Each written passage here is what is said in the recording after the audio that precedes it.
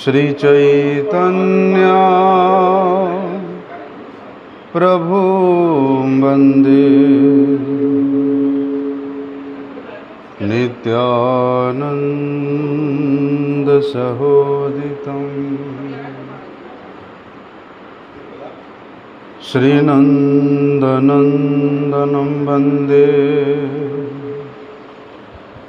राधिका चरणद्वयं गोपीजनसमायुक्तं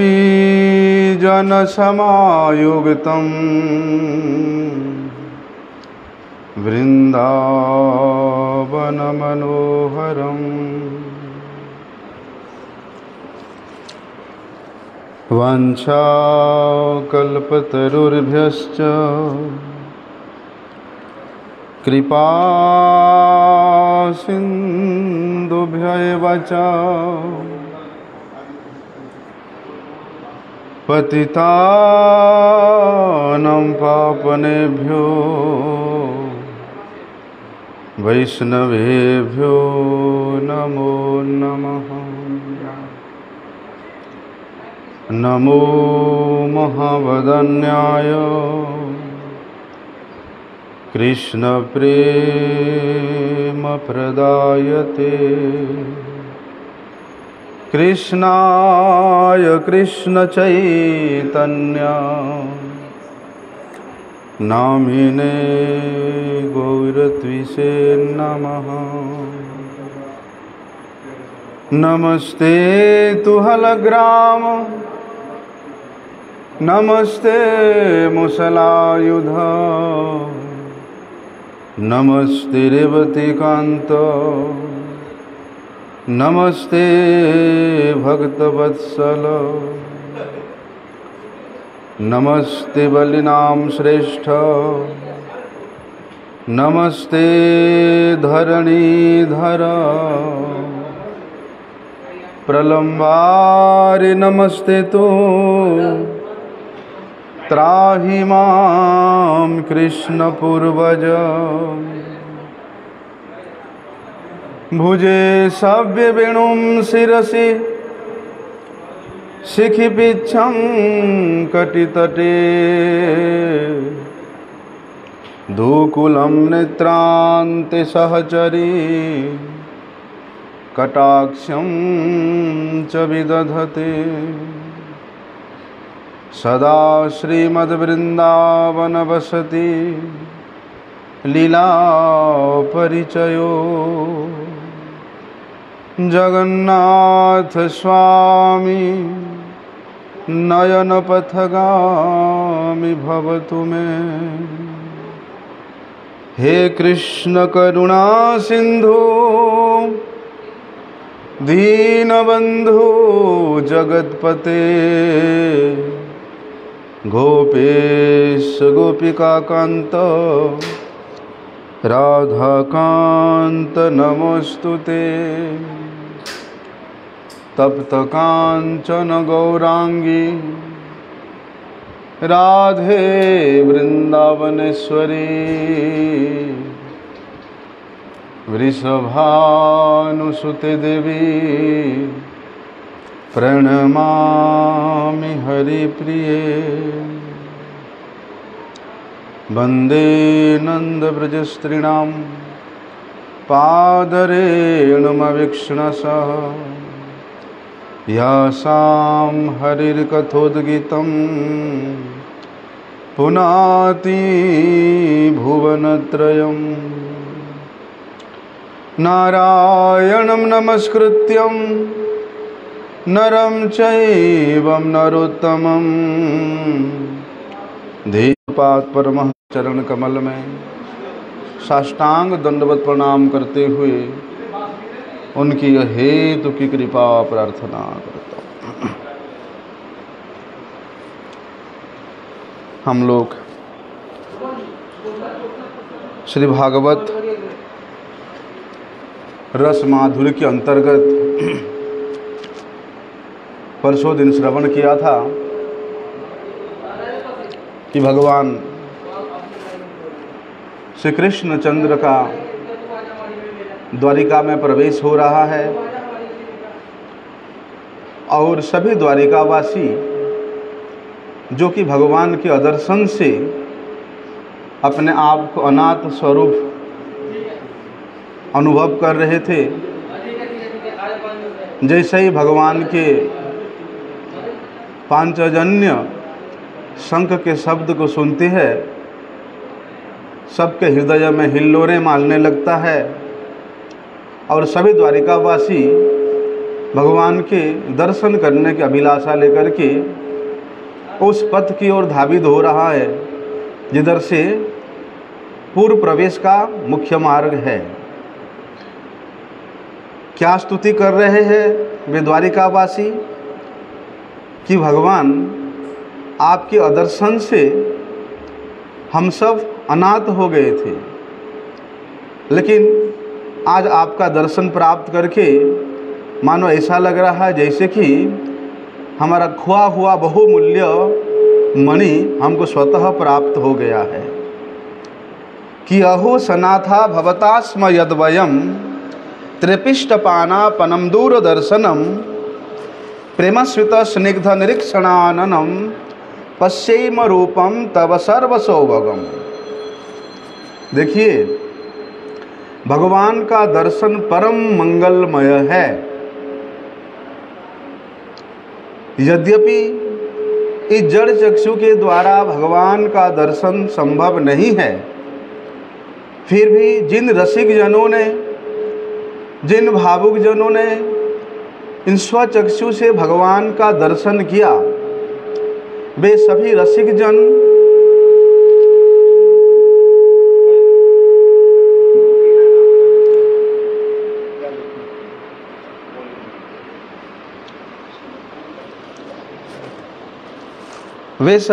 जन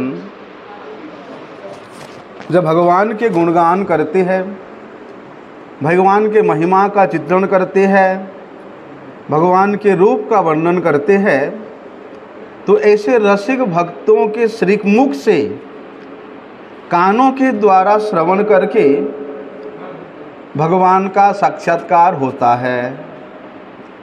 अन्यथा कर्णात् कर्णायते यस्य तद दर्शनात् संभवयति, कि भैया रसिक जनों के मुख से कानों के द्वारा भगवान के रूप का, भगवान के गुण का, भगवान के लीला का वास्तविक रूप में दर्शन होता है। लेकिन हे भगवान, आपने कृपा करके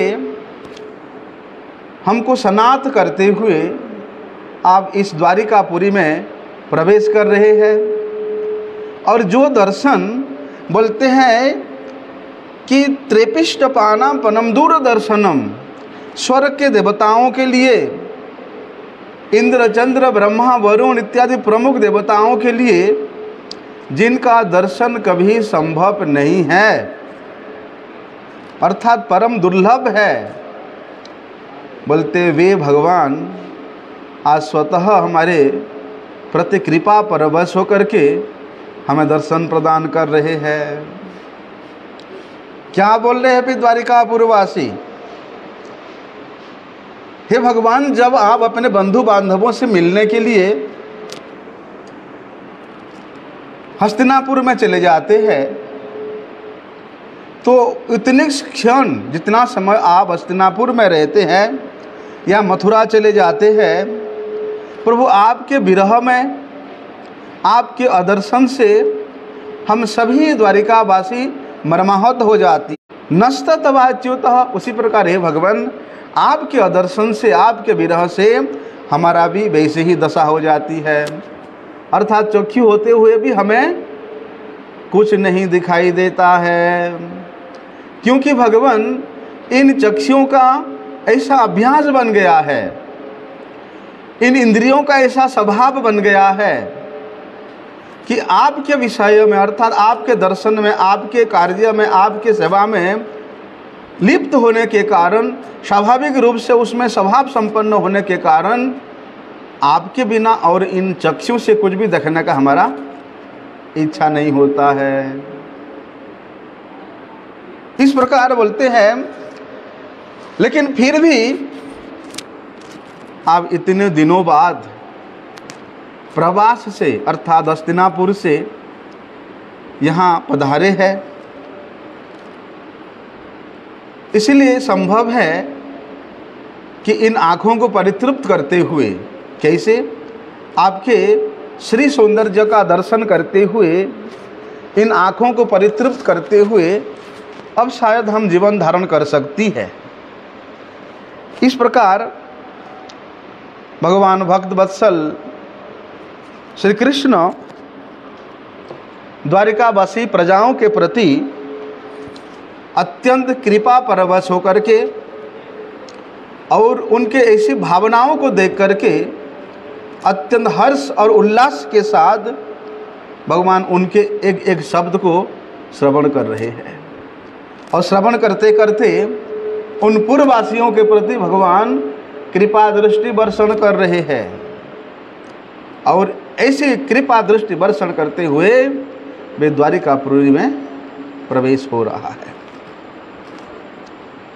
वहाँ सुखदेव गोस्वामी जी बड़े सुंदर उपमा दे करके भगवान के वे पूर्व आगमन के सौंदर्य का वर्णन कर रहे हैं कि गोपुर द्वार मार्गेषु कृत कौतुक रोतरुणाम चित्र ध्वज पताकाग्रही अंतः प्रति हततापनम। कैसा उपमा दे रहे हैं वहाँ पर, जिस प्रकार पातालपुरी में, पातालपुरी किसके द्वारा सुरक्षित है? वहाँ का राजा कौन है? अनंत, अनंत राजा, नागों का जो राजा है भगवान अनंत देव, वे अनंत नाग के द्वारा वे पातालपुरी सुरक्षित है। उसी प्रकार हे भगवान श्री कृष्ण, आपके पराक्रम से अर्थात आपके दर्शन मात्र से ना केवल यदुवंश बल्कि मधुवंश, भोजवंश, दशहार वंश, अर्ह वंश, अंधक वंश, वृषणी वंश बल्कि सभी के द्वारा ये द्वारिकापुरी, आपके द्वारा द्वारिकापुरी और ये सभी वंश अति सुसंपन्न रूप से सुरक्षित है। बोलते वे द्वारिकापुरी कैसा है? बोलते सभी ऋतुओं में सभी प्रकार के पुष्प और फल संपदाओं से वहाँ के वृक्ष लता हमेशा परिमंडित रहती है। अर्थात किसी भी ऋतु में किसी भी प्रकार का कोई फल का अभाव नहीं हुआ, सब कुछ प्राप्त हो सकता है। तो वहाँ कहीं कहीं पर बहुत बड़े बड़े केवल फल प्रधान बगीचा है, तो कहीं कहीं केवल पुष्प प्रधान बगीचे हैं, कहीं कहीं बड़े सुंदर सुंदर केलीकुंज वाटिकाएं रूपी बगीचा है, तो कहीं कहीं क्रीड़ा का उद्यान रूपी बड़े सुंदर सुंदर क्रीड़ा घर सुशोभित हो रही है। पूर्व का द्वार, गृह का द्वार, राजमार्ग और जितने भी द्वारिकापुरी में मार्ग है, उन सभी मार्गों में अभी तो भैया भगवान का प्रवेश हो रहा है, इसलिए उत्सव मनाया जा रहा है। सारे द्वारों को तोरण के द्वारा, पताकाओं के द्वारा सुसज्जित किया गया है और उन पताकाओं में बोलते गरुड़ के चिन्ह से अंकित बड़े बड़े पताकाएं सुसज्जित हो रहा था, बड़े बड़े ध्वजाएं वहाँ फहरा रही थी। और बोलते हैं उन पताकाओं के द्वारा अनेक मंत्र भी अंकित हुआ था, जिसको जयप्रद मंत्र कहते हैं। वे मंत्रों को दर्शन करके पताकाओं के द्वारा यदि कोई कहीं जाता है तो उसका जय अवश्यंभावी होता है। तो ऐसे जयप्रद मंत्रों के द्वारा बड़े बड़े पताका, बड़े बड़े ध्वज वहाँ पर लहरा रही थी। इतना बड़ा बड़ा ध्वज था, वे ध्वज के छाया के कारण सूर्य का किरण भी रुक जाता था, अर्थात नीचे पतित नहीं होता, अवरुद्ध हो जाता था। सूर्य का किरण भी उन बड़े बड़े ध्वजों को अतिक्रम करके भूमि का स्पर्श करे, वो भी समर्थ नहीं हो पाता था।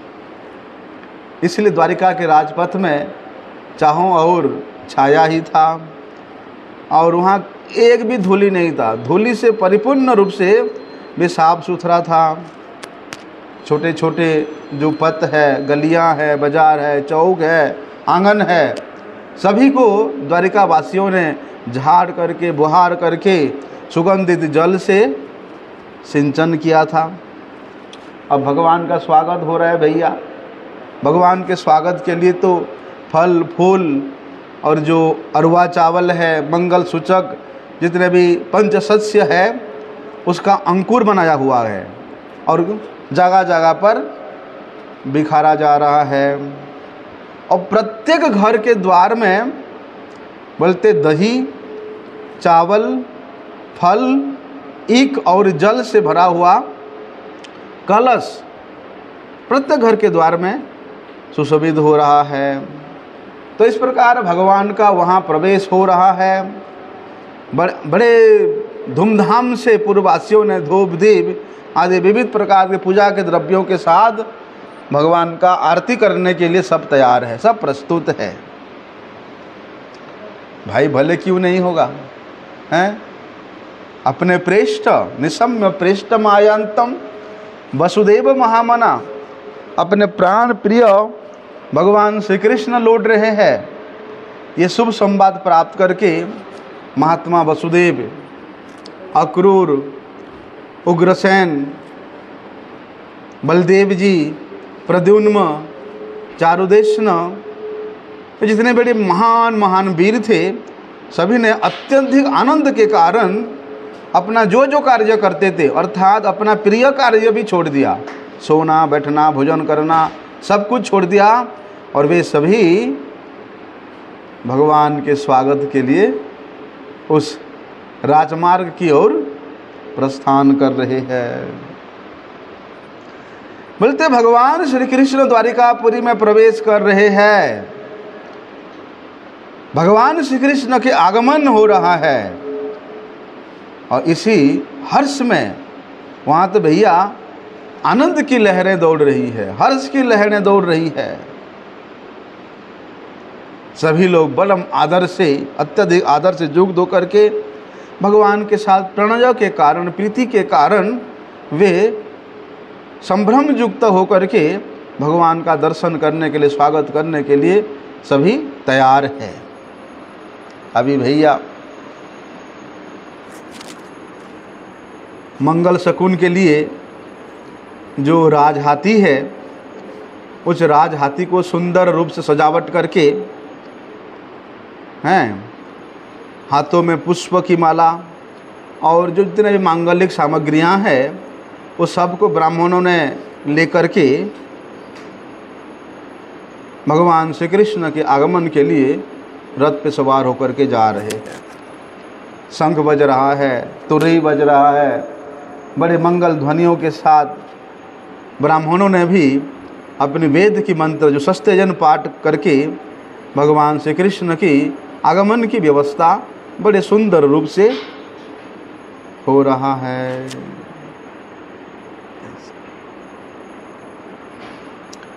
दूर से देखते हैं भगवान श्री कृष्ण बड़े ही उज्जवल कुंडलों से युक्त होकर के, अर्थात उनके दोनों कानों में उज्जवल कुंडल सुशोभित हो रहा है। और बोलते हैं उन कुंडलों के चमक से उनके जो कपोल है, उनका जो मुखमंडल है और अधिक सुशोभित हो रहा है, शोभायुक्त हो रहा है।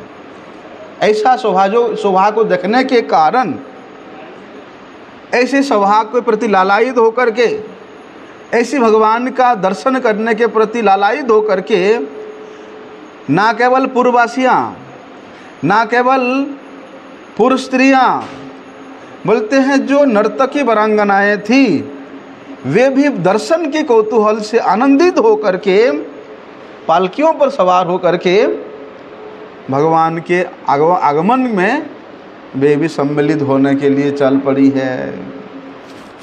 और नट नर्तक गंधर्वाहा सुतमागध बंदिनः गायन्ति च उत्तम श्लोक चरित्यान भूतानि च।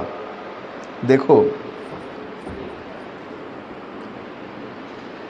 अब भैया, भगवान के सौंदर्य रूपी जो रस है, भगवान के माधुर्य रूपी जो रस है, भगवान के लीला रूपी जो रस है, भगवान के यश रूपी जो रस है, उसको जो लेश मात्र भी पान किया, वास्तव में वे रसिक जन है।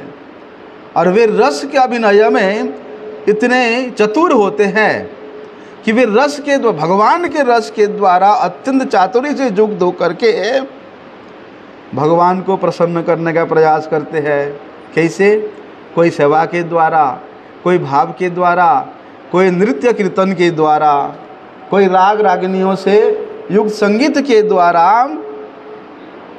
भगवान के मन को रिझाने के लिए, भगवान को आनंदित करने के लिए सारी प्रस्तुतियां हो रहा है। पुराण को वक्तृता देने वाले जो पौराणिक वक्ता है, बड़े सुंदर सुंदर वंशी वादक है, और जो ज्ञान संपन्न पंडितगण है, वे सभी बंदीजन अपने अपने अनुसार अपने प्रिय श्रवा भगवान श्री कृष्ण चंद्र के प्रति आनंद विधान करने के लिए सब अपनी अपनी तैयारी कर रहे हैं। सब तैयारी में लगे हुए हैं, कहीं किसी प्रकार का कोई कमी ना पड़ जाए, कोई त्रुटि ना हो जाए, इसलिए परिपूर्ण तैयारी है भगवान का स्वागत करने के लिए। भगवान तत्र बंधूनाम पौराणानाम अनुवर्तिनाम यथा विद्युप संगम्य सर्वेषां मानमादधे। बोलते हैं उस समय भगवान श्री कृष्ण के आगवानी करने के लिए, आगमन के लिए, उनके स्वागत के लिए जितने बंधु बांधव शहरीत पूर्ववासी थे, सभी ने अलग अलग मिल कर के भगवान के यथोचित सम्मान करते हैं। और भगवान उन सभियों को कृपा दृष्टिपात करके, अभी तो रथ में जा रहे हैं, लेकिन झुंड के झुंड जब अलग अलग भगवान के स्वागत की तैयारी कर रहे हैं, यहाँ तो स्वागत का उत्सव मना रहे हैं, भगवान रथ में विराजे हुए सबकी और अपना अति मधुराति मधुर दृष्टिपात करके सबका सम्मान कर रहे हैं। सभी का भगवान भी सत्कार कर रहे हैं। ये यथामाम प्रपद्यन्ते ताम तथा भजाम्यहम्। यद्यपि द्वारिका वासियों के मन में नहीं था कि भगवान भी हमें सम्मान करे, हमें सत्कार करे, लेकिन भगवान अपने से ज़्यादा अपने भक्त का सम्मान चाहते हैं, और भगवान अपने भक्त को ज़्यादा सम्मान, ज़्यादा सत्कार प्रदान भी करते हैं, क्योंकि भगवान भक्तवत्सल है, ये उनका स्वभाव है। वहाँ पर रथ से उतर करके भगवान श्री कृष्ण ने अपने पिता वसुदेव जी को उनके चरणों में सिर झुका करके उनको प्रणाम किया, और यदुवंशियों के जितने भी वयोज्येष्ठ गण थे, सभी को भगवान नतमस्तक होकर प्रणाम करते हैं। किसी को गले लगाते हैं, किसी को अपने कर स्पर्श करके, हाथों का स्पर्श दे करके कृपा करते हैं, तो किसी को प्रेम भरे चितवन के द्वारा प्रेम भरी दृष्टि की दे करके मुस्कुरा करके उसका सम्मान करते हैं, तो किसी को अभीष्ट वर प्रदान करके और किसी को अभय प्रदान करके भगवान उस द्वारिकापुरी में प्राय सभी को, चांडाल तक को भगवान सम्मान प्रदान किया, सभी को भगवान संतुष्ट किया।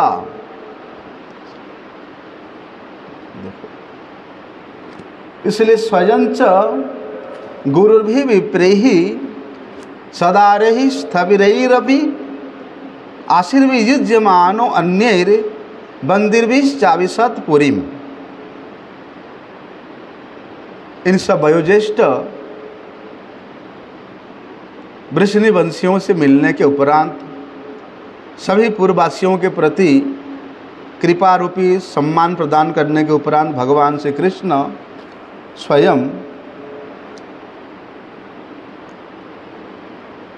सभी का कृपा लेने के लिए, जैसे वृद्ध जन, गुरुजन, ब्राह्मण जन हैं, जितने भी ज्येष्ठ व्यक्तिगण है, सभी का आशीर्वाद लिया और बंदी जनों के द्वारा बंदिर भी चाविशत पुरीम, बंदित होकर के अर्थात बिरुदावली सुनते हुए भगवान द्वारिका नगर में प्रवेश किया।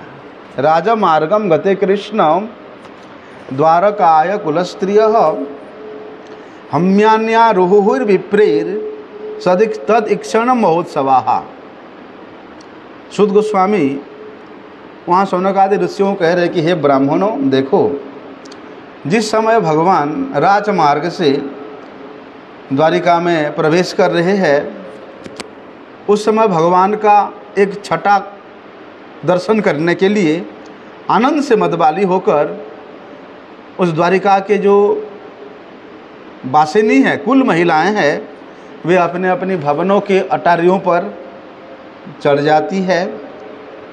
क्या कारण अटारियों पर जाती है कि अटारियों पे जाकर के उनका अच्छी तरह से संपूर्ण रूप से वे श्री कृष्ण के स्वरूप का दर्शन कर सके। कैसे? नित्यम निरीक्ष्यमाणा नाम यद्यपि द्वारकैर्कसाम। देखो, भगवान तो नित्य द्वारिका में रहते हैं और द्वारिका पूर्ववासी नित्य भगवान का दर्शन करते हैं, लेकिन कहते हैं नित्य दर्शन करने के उपरांत भी नैव तृप्यन्ति ही दृशाः श्रियो धामांगम अच्युतम। बोलते हैं भगवान का नित्य दर्शन करने के बावजूद भी उनका मन कभी नहीं भरता, उनका नेत्र कभी तृप्त नहीं होता। क्यों? क्योंकि भगवान के अंग प्रत्यंग ये सर्वांग सौंदर्य से परिपूर्ण है। भगवान का श्री अंग इतना रमणीय है, इतना मनोहर है कि सदा सर्वदा दर्शन करने के उपरांत भी उन अंगों में, उन रूप में प्रत्येक क्षण एक नव नवायमान रूप का अनुभव दर्शन होता था, रस का परितृप्ति होता था। इसलिए कितना भी दर्शन करे वे द्वारिका पूर्ववासी, उनका नेत्र कभी तृप्त नहीं होता था। श्रियो निवासो अस्योरह पनपान मुखम दृशाम बहवो लोकपालानाम सारंगानाम पदाम्भुजम। देखो, श्रियो निवासो, श्री अर्थात लक्ष्मी जी का जो निवास स्थान है, भगवान का वक्षस्थल, मूर्तिमान स्वरूप लक्ष्मी देवी का जो निवास स्थान है, भगवान का वक्षस्थल, वो कैसे? पानम पान मुखम दृशाम। और भगवान के जो मुखचंद्र है, ये जगत के तमाम प्राणियों के लिए सौंदर्य रूप जो अमृत है, वो पान स्वरूप है, अमृत के स्वरूप, पान स्वरूप है। क्या? भगवान के मुखमंडल। उनकी भुजाएं कैसी है? बहवो लोकपालानम। जो लोकपाल गण है वे भगवान के भुजाओं के आश्रित है और उनके चरण जो कि परम सार है, अर्थात सारंगाणम पदाम्भुजम। सारंग, भगवान के जो परमहंस भक्तगण है उनको सारंग भी कहा जाता है। सारंगाणम पदाम्भुजम, क्योंकि वे भगवान के चरणों रूपी जो सार वस्तु है उसी का ग्रहण करते, उसी का संग्रह करते हैं। इसलिए वे सारंगाणाम अर्थात भगवान के रसिक भक्तजन परमहंस गणों का आश्रय स्वरूप भगवान का श्री चरण है। देखिए, भगवान पीताम्बर धारण किए हुए हैं, लंबे लंबे वनमाला से सुशोभित हो रहे हैं। और भगवान का रूप कैसा है? यम श्याम सुंदरम अचिंत गुण स्वरूपम। भगवान का स्वरूप श्याम सुंदर स्वरूप है। और जब वे उस राजपथ पे चल रहे थे, उनके ऊपर भैया श्वेत रंग का छत्र और श्वेत रंग का चामर डुलाए जा रहे हैं, और चारों ओर से अनेक प्रकार के कोमल कोमल पुष्प की वर्षा किए जा रहा है। और भगवान मदमत्त हाथी के मापी सबकी ओर मंद मंद मुस्कान रूपी कृपा दृष्टिपात करते हुए भगवान चल रहे हैं। ऐसा प्रतीत हो रहा है जैसे नीलमेघ एक ही समय में सूर्य, चंद्रमा और इंद्रधनुष और बिजली से सुशोभित हो रहा है नीलमेघ। ऐसे ही भगवान वहाँ पर सुशोभित हो रहे हैं प्रवेश करते हुए। प्रविष्टंतुम गृहं पित्रोः परिस्वक्तः स्वमातृभिः भवन्ते शिरसा सप्त देवकी प्रमुखास्तदा। भगवान पूर्व में प्रवेश करके सबसे पहले अपने माता पिता के महल में प्रवेश करते हैं,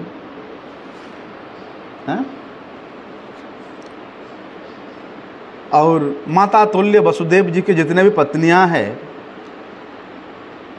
माता देवकी तो है ही, वसुदेव जी की और भी 6 पत्नियां थी। तो उन सब पत्नियों से भगवान मिलते हैं, अर्थात अपनी माताओं से, वसुदेव जी की अन्य पत्नियों से अर्थात अपनी माताओं से भगवान मिलते हैं। और सभी ने भगवान को अपने हृदय में लगा करके परम प्रेम के कारण, अत्यधिक स्नेह के कारण अपनी चक्षु के अश्रुओं द्वारा भगवान को सराबोर कर देते हैं।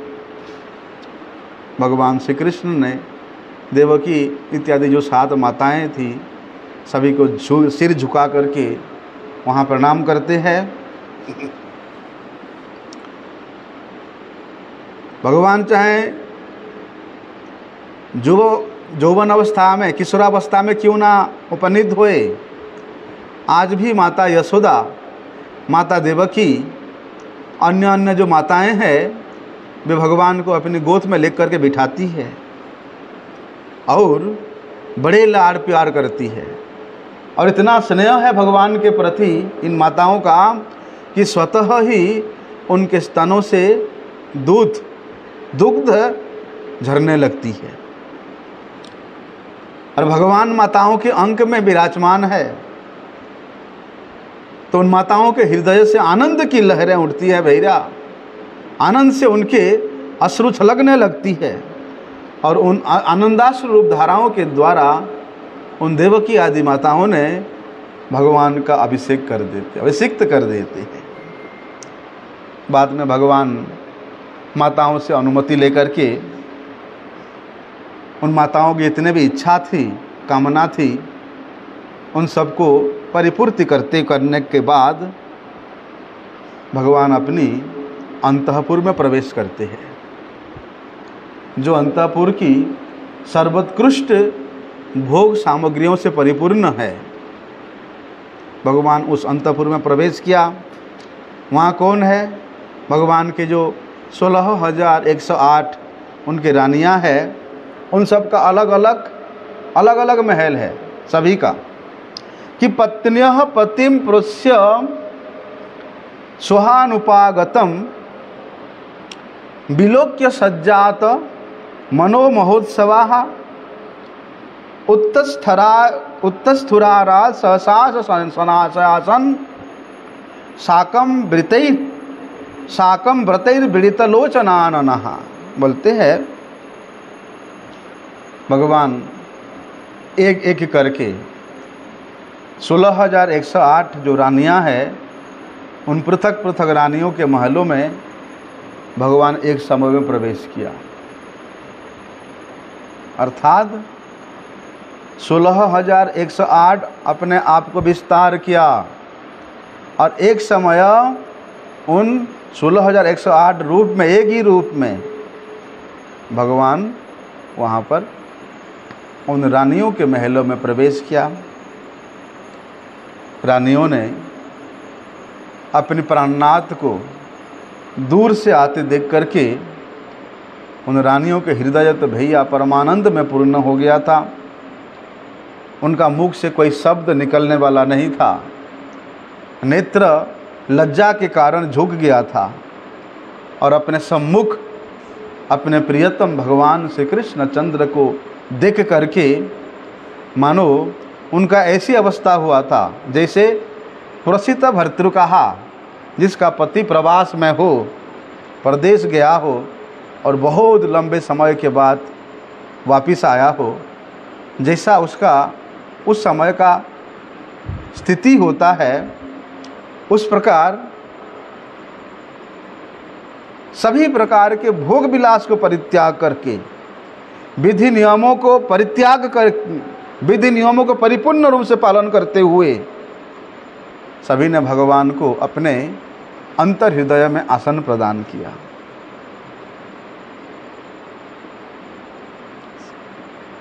तमात्मजय दृष्टि भीरातरात्मना दृगंत भावा परिरेभिरे पतिम निरुद्धम अप्याश्रवदम्बु नेत्रयोर विलज्जनीतीनाम भृगुवर्ज वैक्लवात। सुद गोस्वामी कहते हैं कि हे भार्गव श्रेष्ठ शौनक जी,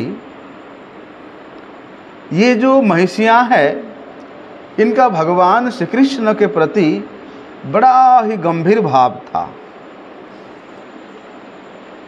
दूर से भगवान को अपने महल की ओर आते देख करके उनके हृदय में प्रेम का इतना विवशता रूप स्थिति उत्पन्न हुआ।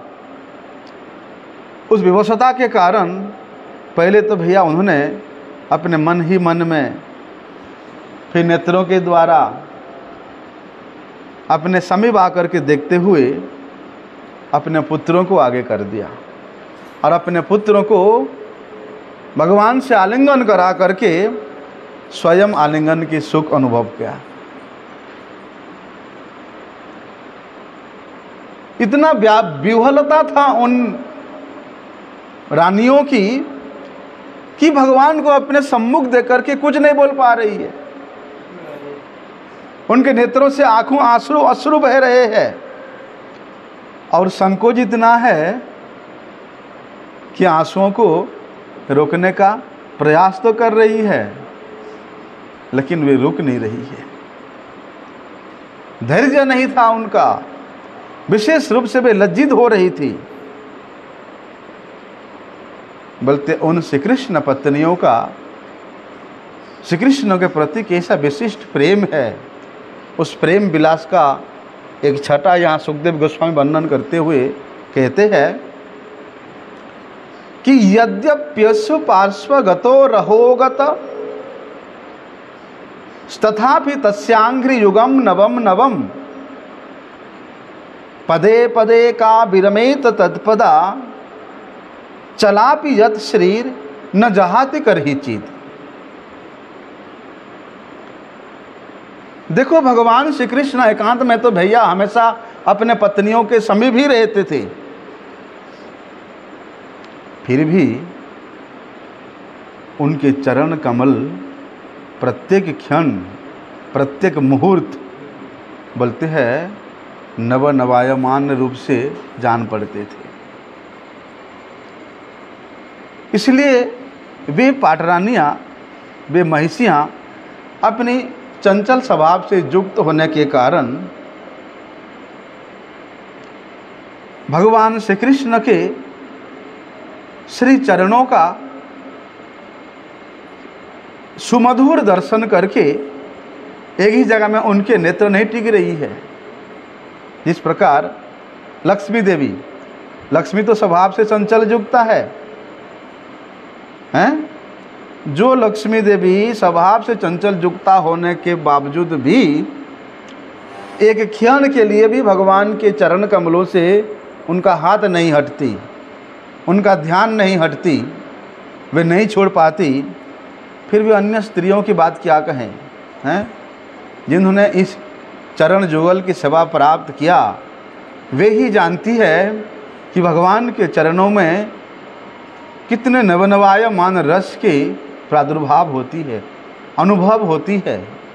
उन चरणों के दर्शन से, स्पर्शन से, चरणों के श्री सौंदर्य का आलापन से जो एक गंभीर परम रस की आस्वादन होती है, उसको तो केवल वही रसिका भुविभाव का, वे रसिक जन ही बता सकते हैं, जान सकते हैं। और सुखदेव गोस्वामी जी ने विरस का आस्वादन किया। जो रस का आस्वादन की यहाँ पर इन भगवान के महिषियों ने किया था, और वही रस को सुदृढ़ रूप से, विस्तार रूप से सुखदेव गोस्वामी वर्णन करते हुए क्या कहते हैं कि एवं नृपाणाम क्षितिभार जन्मनाम अक्षोहिणी भी परिवृत्त तेजसाम विधाय वैरम श्वसनो यथानलम मिथो बधेर अनुपरतो निरायुधः। जैसे दावानल कैसे लगता है, एक बांस दूसरे बांस से वायु के प्रभाव से घर्षण करते करते दावानल उत्पन्न हो जाता है, हैं? और उस जंगल में जितना बांस है, सारी के सारी बांस को जला करके वे स्वयं शांत हो जाती है। बोलते उसी प्रकार भगवान श्री कृष्ण भी स्वयं अस्त्रहीन रह करके, निरस्त्र रह करके इस पृथ्वी के जो भार स्वरूप बहुत से अक्षौहिणी सेना थे भैया, उन तमाम अक्षौहिणी सेनाओं से युक्त बड़े बड़े जो शक्तिशाली राजाएं हैं, उनमें परस्पर में शत्रुता उत्पन्न करा करके एक दूसरे का भगवान वध करवा कर स्वयं शांत हो जाते हैं। सैक नरलोके अस्मिन् अवतीर्ण समायया रेमेस्ति रत्न कुटस्थो भगवान प्राकृतो यथा। भगवान तो भैया अद्वितीय भोक्ता है, और सभी जीव भोग्य वस्तु है। भगवान ही एकमात्र परम भोक्ता, अद्वितीय भोक्ता है। फिर भी भगवान अपने अचिंत्य शक्ति के प्रभाव से, अपने स्वरूप शक्ति के प्रभाव से, योग माया के बल से भगवान इस मर्त्य धाम में अवतीर्ण हुए। क्यों अवतीर्ण हुए?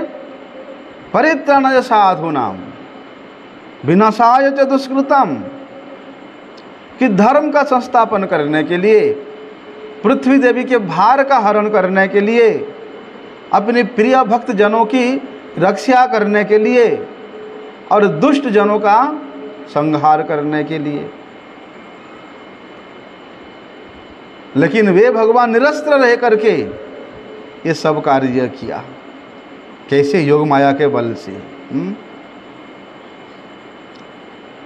प्राकृत दृष्टि से देखने में लगता है कि भगवान 16,108 रमणियों के साथ विहार किया, लेकिन भगवान के तत्व को जाने बिना इस प्रकार प्राकृत दृष्टि से जो लोग भगवान के इस मधुराति मधुर द्वारिका लीला को, ब्रज लीला हो, लीलाओं का जो प्राकृत बुद्धि करता है, उस व्यक्ति का कभी भी कल्याण नहीं होता।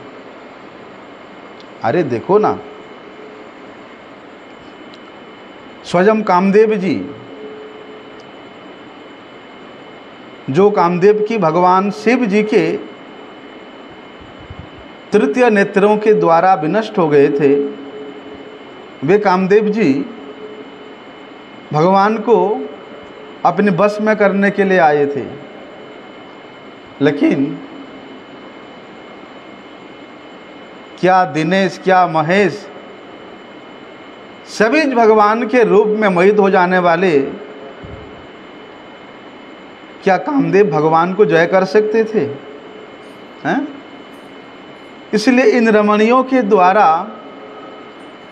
यद्यपि बाहरी दृष्टि में देखने में लगता है कि भगवान ने सभी को कृपा किया, सभी को भगवान अपनी कृपा दृष्टि के द्वारा विभूत किया, लेकिन वास्तव में तत्व क्या है इसको कोई जानना नहीं चाहता है।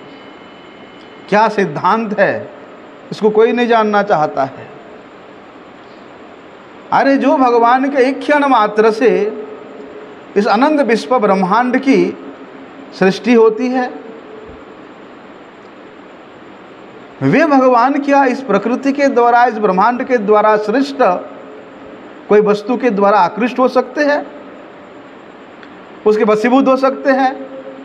भगवान वशीभूत होते हैं तो केवल मात्र अपने भक्त के प्रेम के द्वारा, भक्त के भाव में भगवान वशीभूत हो जाते हैं। अन्यथा इस अनंत विश्व ब्रह्मांड में ऐसा कोई प्राकृत वस्तु नहीं है जो भगवान को वश में कर सके। भगवान तो परम निर्विकार है, प्राकृत संग भगवान पर अतीत है। माया से मुक्त संसार के जीव जो अतत्वज्ञ लोग हैं, जो मूर्खता के कारण भगवान को कोई कामी कहता है, कोई स्त्री आसक्त कहता है, कोई मरणशील सामान्य मनुष्य कहता है, लेकिन ये सब पाषंड लोग हैं। वहाँ क्या कहते सुखदेव गोस्वामी कि एतद ईशानम ईशस्य प्रकृतिस्थो अपि तद्गुणैहि न युज्यते सदात्मास्थैर यथा बुद्धि तदाश्रयाः। जिस प्रकार भगवान के जो परम भागवत जन होते हैं, वे भगवान के चरणों के प्रति इतना शरणागत होने के कारण या उन शरणागत भगवत भक्तों की बुद्धि भगवान के चरणों में लगा रहने के कारण वे इस प्राकृत जगत में होते हुए भी प्रकृति का कोई भी गुण में वे लिप्त नहीं होते हैं। या ऐसे जो निर्मत्सर साधु है, उन ऐसे साधुओं को प्रकृति अपने वशीभूत करे, प्रकृति में इतना सामर्थ्य भी नहीं है। उसी प्रकार जब भगवान के भक्त को इस प्रकृति प्राकृत गुणों के द्वारा कभी वशीभूत नहीं कर पाती, फिर भगवान को इस प्रपंच का शोक दुख भाव कैसे लिप्त कर सकता है? हैं? इसलिए भगवान सर्वथा इस प्रकृति से परे है, और भगवान के तत्व को जानने के लिए अपनी बुद्धि को भी इस प्रकृति से परे ले जाना पड़ेगा।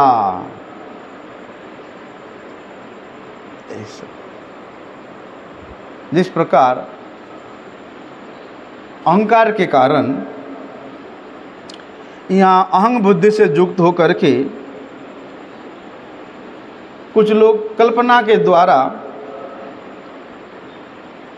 भगवान को अपने अपने धर्म से युक्त मानते हैं। सभी लोग अपने अपने धर्म से युक्त मानते हैं।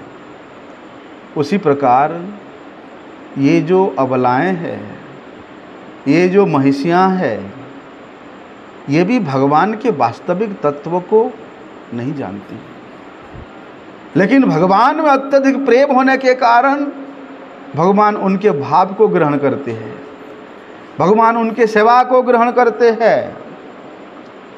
इसलिए ये नारियां, ये महिषियां मोह में वशीभूत होकर के ईश्वर को, परमेश्वर को, भगवान को अपनी अपनी बुद्धि के अनुसार अपना पति मानती है, अपना स्वामी मानती है, स्त्री परायणा मानती है, अपने अनुगत मानती है। भगवान भक्त के सिवा, प्रेमिक भक्त के प्रेम के सिवा भगवान किसी के अनुगत नहीं होते, किसी के द्वारा आबद्ध नहीं होते। भगवान तो केवल भक्त के द्वारा ही पराभूत होते हैं। इस प्रकार भगवान का द्वारिकापुरी में प्रवेश होता है। कल हम परीक्षित महाराज के जन्म के वृत्तांत को श्रवण करेंगे, क्योंकि भगवान के इस द्वारिका लीला का वर्णन विस्तार रूप से हम लोग दशम स्कंद के उत्तरार्ध में श्रवण करेंगे। कल परीक्षित महाराज के जन्म का वृत्तांत को विशेष रूप से श्रवण करें। वंशा कल्पतरुभ्यश्च कृपा सिंधुभ्यैव च पतितानां पावनेभ्यो वैष्णवेभ्यो नमो।